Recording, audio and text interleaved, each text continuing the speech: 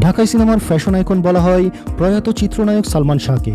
আজও তার স্টাইলকে অনুসরণ করে সবাই, শুধু টলিউড নয়, বলিউডেও তার ফ্যাশন আইডিয়াকে ফলো করেন অনেকেই।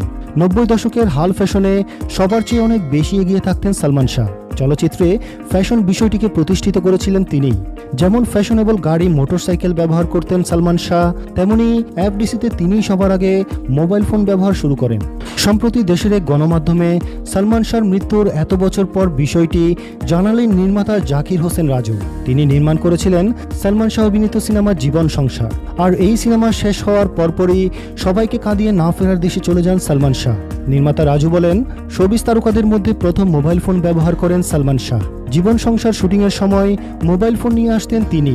তখন চলচ্চিত্র জগতে কারো হাতে মোবাইল ফোন ছিল না। জানা গেছে 1993 সালের এপ্রিল থেকে শুরু হয় বাংলাদেশে মোবাইল ফোনের বাণিজ্যিক যাত্রা। সিটিসেল ব্র্যান্ডই প্রথম মোবাইল ফোন নিয়ে আসে।